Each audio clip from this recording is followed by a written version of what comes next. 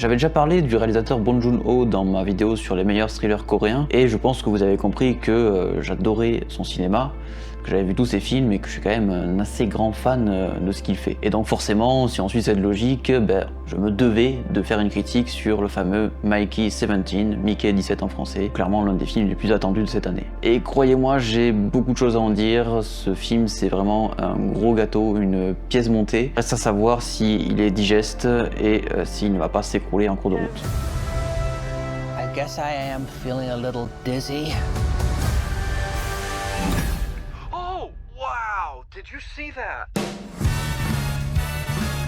Now, I wouldn't be surprised if you're thinking at this point, what have I done? Alors tout d'abord, j'étais curieux de savoir ce qu'allait faire Bong Joon-ho après Parasite, son meilleur film, celui qui a valu quand même une reconnaissance internationale pour de bon cette fois-ci, avec 4 Oscars. Et donc voilà, j'étais curieux quand j'ai vu qu'il allait réaliser un film avec Robert Pattinson en tête d'affiche et un petit budget de 150 millions de dollars. Et aussi ce film, quand même, il marque le retour de ce réalisateur à la science-fiction. J'avais beaucoup apprécié Okja et Snowpiercer notamment, et du coup j'étais curieux de savoir s'il allait réitérer ce genre de film. Alors pour Okja et Snowpiercer, c'est vrai que c'était des blockbusters de science-fiction qui étaient quand même assez divertissants, même parfois aussi spectaculaires dans le style du réalisateur.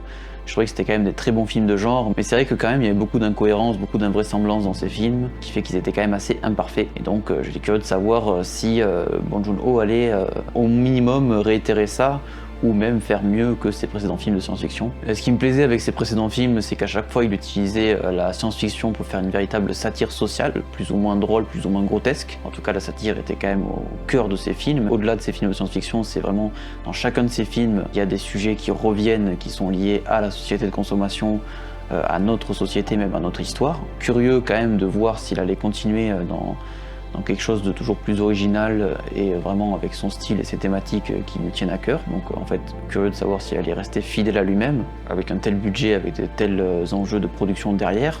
Et Mikey 17, c'est aussi vendu comme une grande comédie, comme un grand film d'aventure comique. Et j'avoue que sur ce point-là, j'étais un petit peu réticent. Je redoutais en fait que le film n'arrive pas vraiment à me faire rire parce que dans ses précédents films, l'humour de Bong Joon-ho, j'avais un petit peu du mal quand même. Personnellement, voilà, ça marchait pas toujours sur moi. Et je trouvais notamment que l'humour était mal dosé, notamment dans The Host ou même dans Okja, il me semble aussi. Là, c'est clairement une comédie assumée, c'est comme ça que le film est vendu. Donc voilà, j'avais peur un petit peu de passer à côté de cet humour-là. Et enfin, le dernier point sur lequel j'avais des attentes, c'était au niveau des effets spéciaux. Avec un tel budget, forcément, je demande à ce que ça soit parfait, que les effets pratiques et numériques soient vraiment au top de la technologie, au top même de la direction artistique si particulière de Bong Joon-ho lorsqu'il s'agit de représenter des créatures et même du spectacle, de l'action. Enfin bref, pour résumer mes attentes, j'avais envie que Bong Joon-ho reste fidèle à lui-même, que ça soit dans la façon de concevoir son film, ou de délivrer ses messages. J'avais envie que ce film, avec ce budget colossal et ses aussi grosses têtes d'affiche et les studios hollywoodiens derrière, reste quand même un film de Bong Joon-ho. I don't like you, but I'm you. I'm not you. I'm gonna kill you. This is so exciting!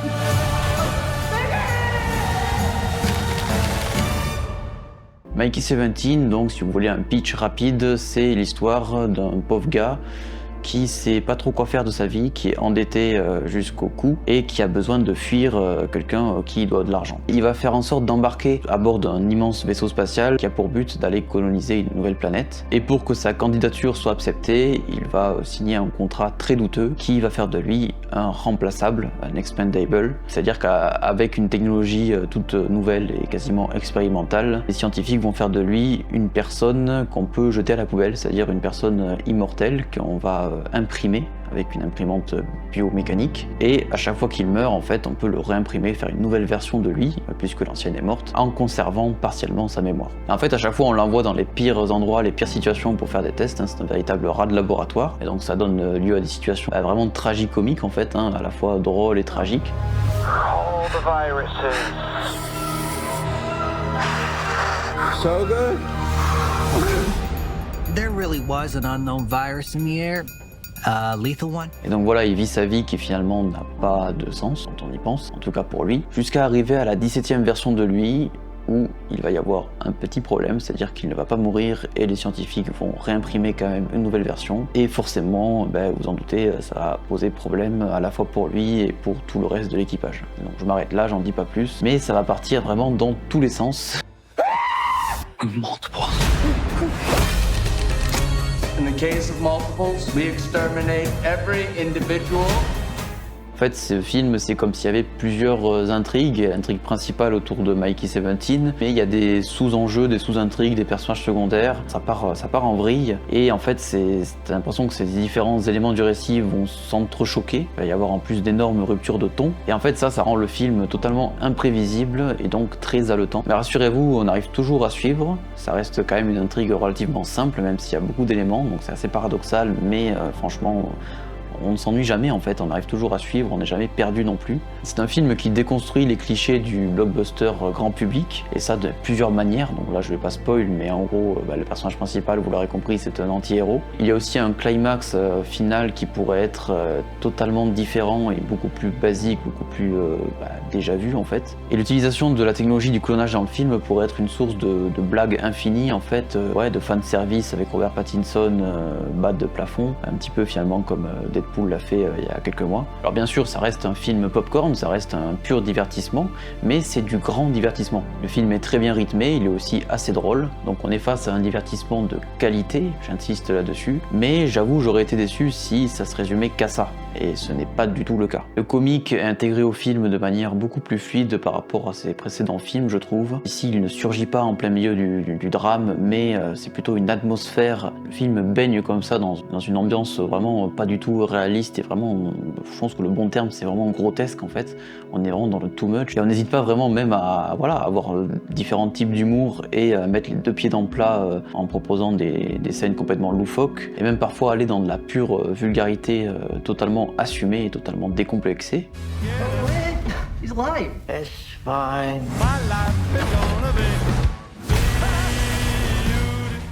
Mais qui dit satire, dit message de fond, dit sous-texte, dit vraiment critique sur quelque chose d'important. C'est pour ça que ce n'est pas juste un simple divertissement. Et ici, les messages de fond sont pluriels. C'est à la fois une critique de la société que l'on connaît tous, donc basé sur le modèle américain. Il y a aussi de grosses allusions à notre propre histoire, et notamment à l'Holocauste et à la manière dont il a de se répéter malheureusement aujourd'hui encore à travers le monde, et aussi un discours évident par rapport à la colonisation. Et tout ça dans le même film, il y a ces trois sous-textes en même temps. Comme les éléments narratifs s'entrechoquent, les sous-textes, les messages du film s'entremêlent. Et tout ça, ça donne un résultat surchargé, mais qui reste pas pour autant indigeste. Comme je l'ai dit, c'est quand même très simple à suivre, c'est bien rythmé, c'est bien dosé, et surtout que je pense que ce qui fait que nous en tant que spectateurs on sature pas face à un film aussi généreux et aussi surchargé, c'est que dès le début en fait on est dans une atmosphère grotesque et vraiment tout passe presque sous le prisme de la légèreté en fait. C'est un film qui déteste l'humanité. En fait quand on y pense, le pitch c'est on met tout ce qu'il y a de pire venant de l'homme en termes de politique sur un vaisseau et on va amener toute cette merde sur une planète vierge. Le jeu des acteurs qui parfois est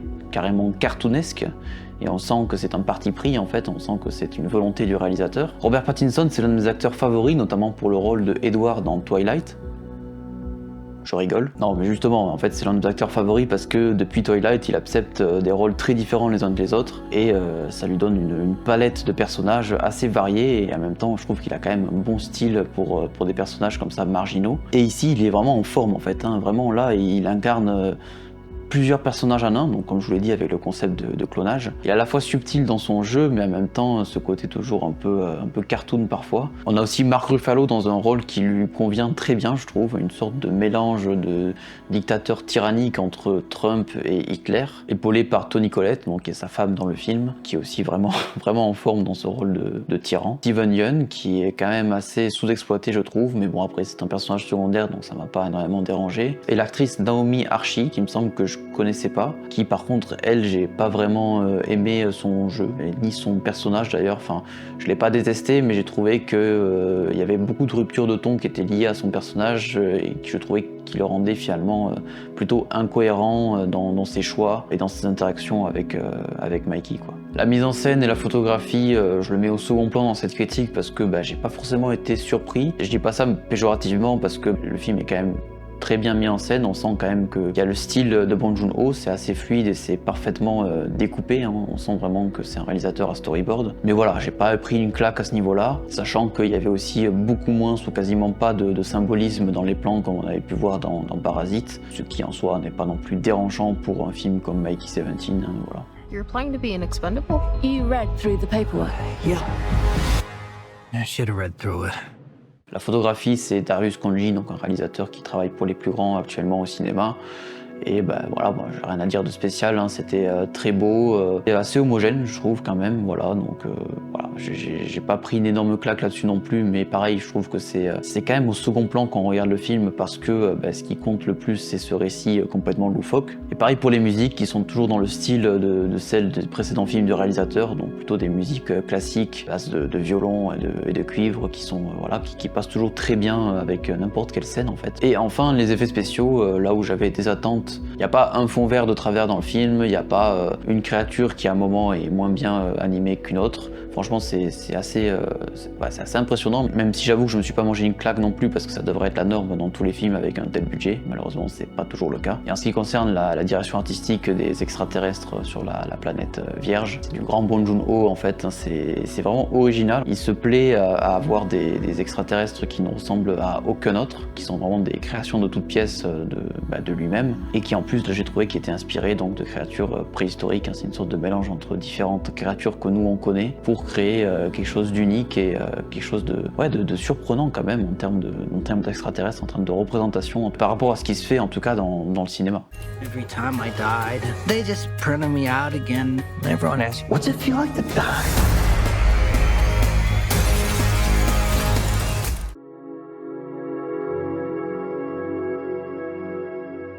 Je m'attendais à ce que ce soit au minimum un film à la hauteur de Snowpiercer ou de Okja, et au pire un blockbuster insipide. Et en fait c'est autre chose. C'est pour ça que c'est particulier d'avoir un avis tout de suite à chaud après le visionnage. C'est une sorte de méga divertissement qui n'est pas pour autant vide de sens, et c'est un véritable tour de force de la part de Bong Joon-ho d'arriver à réaliser un film comme ça sans se laisser bouffer par les gros studios américains qui auraient pu s'approprier son talent pour faire quelque chose d'insipide, mais par contre de beaucoup plus commercial. Surtout dans un film avec un aussi gros budget. Le réalisateur Bong Joon-ho finalement ne s'est pas laissé exploiter comme un toutou par les gros dirigeants de la Warner, contrairement à Mikey qui dans ce film se laisse exploiter par le gros tyran mégaloman incarné par Mark Ruffalo. Et symboliquement, c'est quand même assez fort aussi si on se permet de faire le rapprochement. Est-ce que ce côté surcouche narrative va m'écœurer avec le temps? Ça je peux pas le dire tout de suite. En tout cas, on peut dire que Mikey 17, c'est un film qui a pris tout le monde au dépourvu et qui annonce franchement du bien pour la suite de la carrière hollywoodienne de Bong Joon-ho.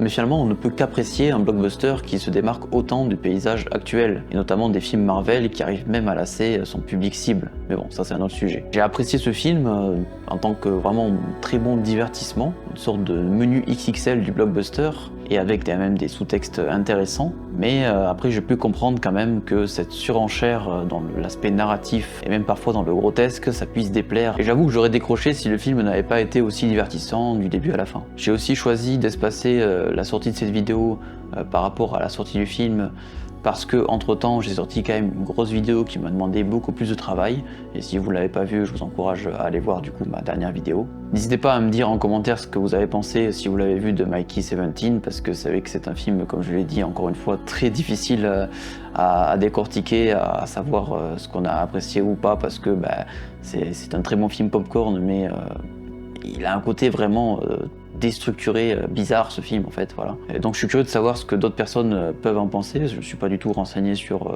l'avis général, sur les critiques, etc. Et voilà, merci d'avoir regardé la vidéo et moi je vous dis à la prochaine.